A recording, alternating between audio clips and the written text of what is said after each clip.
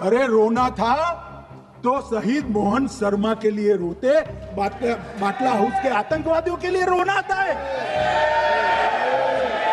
और मान्यवर हमें पूछते हैं, दाऊद इब्राहिम कासकर 1986 में भागा श्री राजीव गांधी की सरकार, और ये कहते हैं कि एक भी घुसपैठ नहीं होती है। कभी गया हुआ पाकिस्तान तो कई बार गए हो गया, सीमा पर गए हो पाकिस्तान तो कई बार गए हो, फिर से बोलता हूं सीमा पर गए हो। पाकिस्तान से ऐलान करते थे घाटी बंद रहती थी, पाकिस्तान की भी हिम्मत नहीं है, घाटी में भी हिम्मत नहीं है। इनके समय में साल में 132 दिन घाटी बंद रहती थी। अब ऑर्गेनाइज हड़ताल 3 साल से 0 है। एक बार मैंने बड़े सवेरे में नाश्ता करता था, टीवी पर उनको रोते हुए देखा, मुझे लगा क्या हुआ, कोई बड़ी घटना हो गई। तो रोते रोते वो श्रीमती सोनिया गांधी के घर से बाहर आ गए कि बाटला हाउस की घटना देखकर सोनिया जी फूट फूट कर रो पड़ी। अरे रोना था तो शहीद मोहन शर्मा के लिए रोते, बाटला हाउस के आतंकवादियों के लिए रोना आता है। और मान्यवर हमें पूछते हैं कि आपने क्या किया, कोई अधिकार नहीं है पूछने का, कोई अधिकार नहीं है मान्यवर। और ये हमें पूछते थे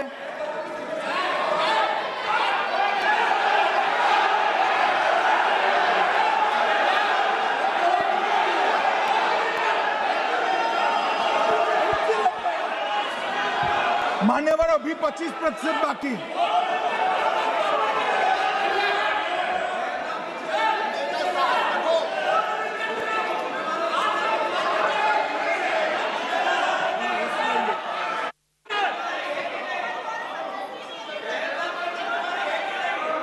बैठिए, जवाब दे रहे हैं ना, आपका जवाब दे रहे हैं। आपका पहलगांव के बाद जो घटनाक्रम घटित उसका जवाब दे दिया ना माननीय गृह मंत्री जी ने। आपने पूछा आतंकवादियों क्या हुआ, आतंकवादियों का जवाब दे दिया। क्या पूछना चाहते हैं आप? आपने हर सवाल पूछा, हर सवाल जवाब सुनिए माननीय गृह मंत्री जी।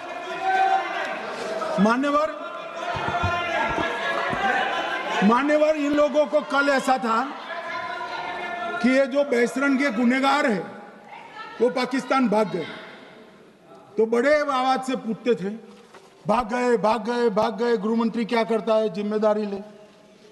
हमारी तो सेना ने ठोक दिया, सीआरपीएफ ने ठोक दिया मान्यवर। अब मेरा तो जवाब बनना ना देता है ना वो मांगना बनता है, मगर मैं उनको कुछ पूछना चाहता हूं।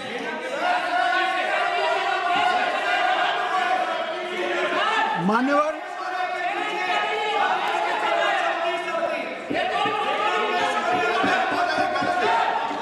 प्लीज, मारेगी तो सेना ही ना, सेना अब ऐसे भी मारेगी ना, तो वो भी ये कह रहे हैं सेना और सीआईएसएफ ने मारा।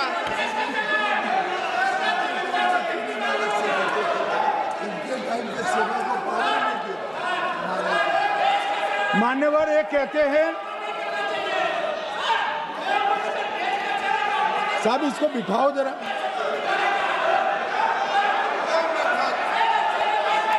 हाँ प्लीज बैठिए बैठिए बैठिए बैठिए बैठ जाओ।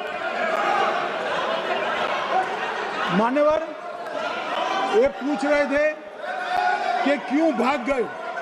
अब मेरा समय काफी जाएगा, मैं जरा संक्षिप्त में कहता हूं, घटनाओं पर नहीं जाऊं। दाऊद इब्राहिम कासकर 1986 में भागा श्री राजीव गांधी की सरकार। सैयद सलाउद्दीन 93 में भागा कांग्रेस की सरकार। टाइगर मेमन 93 में भागा कांग्रेस की सरकार। अनीस इब्राहिम कासकर 93 में भागा इनकी सरकार। रियाज भटकल 2007 में भागा इनकी सरकार। इकबाल भटकर 2010 में भागा इनकी सरकार। मिर्जा सादाब बेग 2009 में भागा इनकी सरकार। अब मान्यवर मेरा तो जवाब मांग लिया, हमारे सुरक्षा बलों ने मेरा जवाब भी दे दिया। अब राहुल गांधी इसका जवाब दे।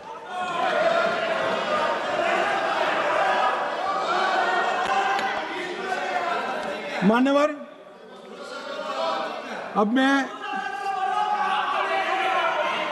कश्मीर के विषय में मैं बात करना चाहता हूं।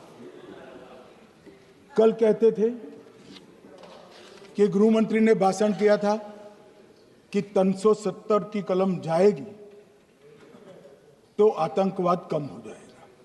क्या हुआ? मान्यवर, मेरा हिसाब देना बनता है। हम भारतीय जनता पार्टी के कार्यकर्ता हैं। ये नरेंद्र मोदी जी की सरकार है।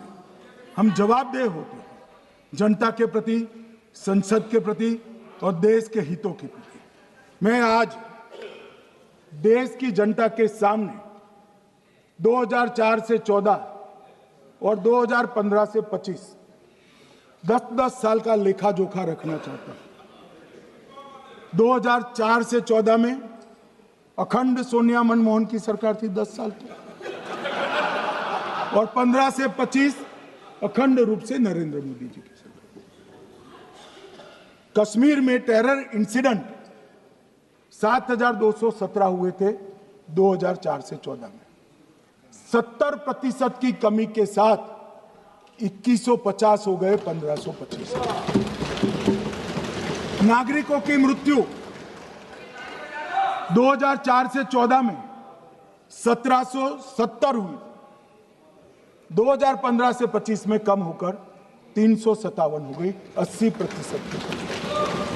सिक्योरिटी फोर्सेस की मृत्यु 1060 हो गई उस वक्त, और हमारे समय में 542 हुई, और टेररिस्टों की मृत्यु में 123% की वृद्धि हुई। ये हमें पूछ रहे हैं क्या हुआ? आंकड़े से भाग नहीं सकते भाई, आंकड़े से भाग नहीं सकते। और अब मैं कहता हूं कि धारा 370 ने कश्मीर में आतंकवादी इकोसिस्टम को नष्ट कर दिया है, जिस धारा 370 को आपने इतने साल तक बचा कर। हमने जीरो टेरर प्लान बनाया है, एरिया डोमिनेशन प्लान बनाया है, मल्टी लेवल डिप्लॉयमेंट किया है, सुरक्षा जेलें बनाई हैं, 98% ट्रायल अब वीडियो पर हो रहे हैं। हमने संचार साधन बसाए हैं और 702 फोन विक्रेता जेल में डाले, 2667 सिम कार्ड बन गए। हमने, एक जमाना था साहब 10-10 हजार लोगों के जनाजे निकलते थे। पूरे देश ने घटनाएं देखी होगी, बुरहान वानी मर गए, फला मर गए, ढिका मर गए, 10-10 हजार। अब जो मारा जाता है उसको वही दफना दिया जाता है। किसी भी आतंकवादी को उसका महिमा मंडन करने के लिए जनाजे की इजाजत नरेंद्र मोदी के शासन में नहीं। मान्यवर, आतंकवादियों के सगे वाले और समर्थक चुन चुन कर हमने नौकरियों से निकाले, पासपोर्ट रद्द कर दिए हैं, गवर्नमेंट कॉन्ट्रैक्ट रद्द कर दिए हैं। 75 से ज्यादा आतंकी समर्थकों को कोर्ट से ऑर्डर लेकर सरकार से बर्खास्त कर दिया गया है। बार काउंसिल उनके समर्थकों से भरी थी, सस्पेंड कर नया लोकप्रिय चुनाव हमने कराया है। मान्यवर, कई संगठन बैन करे, मैं बाद में बताता हूं। विशेष यूएपीए अदालतें बनाई हैं। लगभग मार्च 22 से 25 के बीच में यूएपीए के 2267 मामले हमने जब्त किए हैं, दर्ज किए हैं, 374 कुर्की किए हैं। और परिणाम क्या आया मान्यवर? ये पूछ रहे हैं परिणाम क्या है?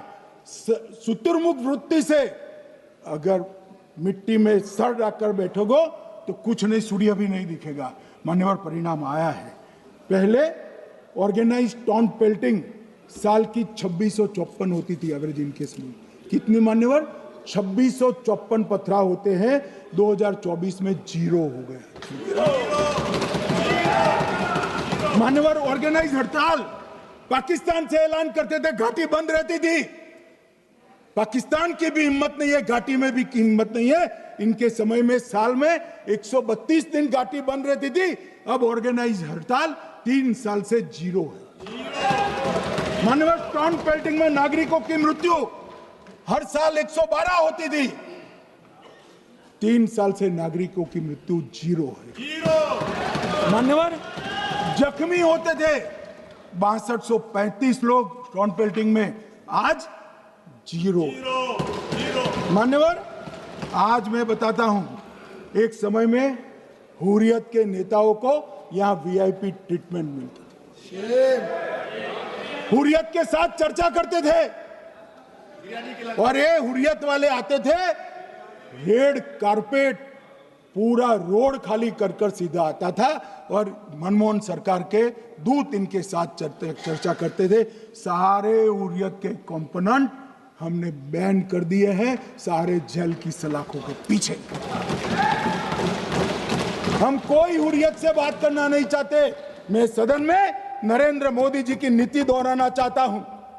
हुर्रियत टेररिस्ट संगठनों के आउटफिट है, हम इनसे बात नहीं करेंगे। हम अगर किसी से बात करेंगे तो घाटी के युवाओं के साथ बात करेंगे, हुर्रियत के साथ बात। मान्यवर चुनावों के दौरान डर का माहौल होता था, अब 98.3% मतदान हुआ पंचायत चुनाव। कांग्रेस की बंद बहिष्कार का समय बंद हो गया। सेपरेटिस्ट बात करना चाहते थे, अब वो नहीं कर सकते। और मान्यवर 2019 के बाद हमने कितने संगठन बैन करे, मैं बोलना चाहता हूं, थोड़ा समय चाहिएगा मान्यवर। The TRF, people's anti fascist front, Tehreek ul Mujahideen, Jamaat ul Mujahideen Bangladesh Hindustan, Jammu Kashmir Ghaznavi force, Khalistan tiger force, Hizb ut Tahrir, Jamaat Islami, जो जमात इस्लामी ने पूरे पाकिस्तान के अंदर एक प्रकार से अलगाववाद का जहर घोला, वो जमात इस्लामी आज बंद कर दिया गया।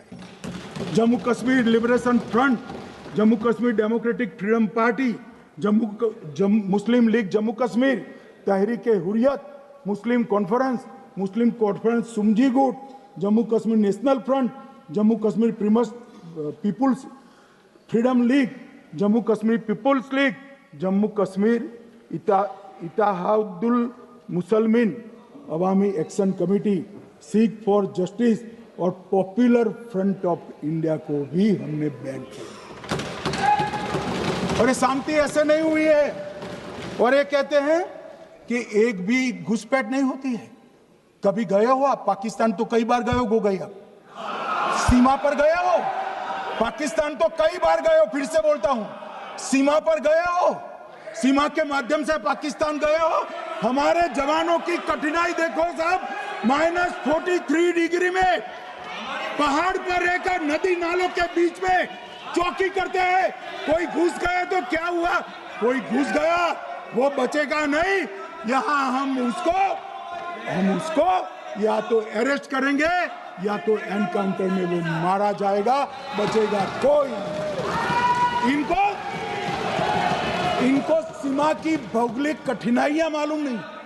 वहां मान्यवर कई नदी नाले हैं, वेग से पानी आता है, -46 डिग्री टेम्परेचर है, नीचे सुरंगें बनाते हैं। और ये तो ऐसे कह रहे हैं घुस गए। अरे भाई, आपके मन में तो, आपके समय में तो घुसने की जरूरत ही नहीं थी। आप बुलाते थे वीजा देकर, क्यों घुसेंगे? घुसने की जरूरत ही, जैसे आप पाकिस्तान जाते हो वैसे वो यहां आते। मान्यवर अब ये कैसे हमें पूछ सकते हैं? मान्यवर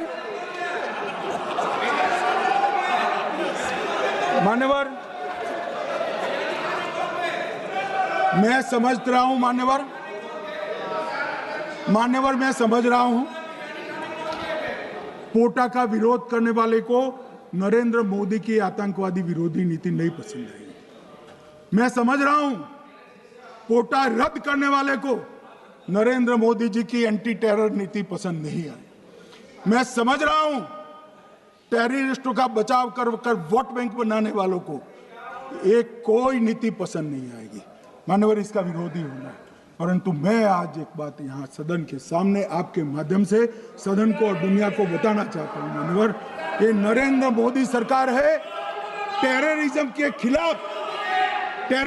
के खिलाफ हमारी जीरो टॉलरेंस की नीति है, ऑफर है और हम विजयी हो।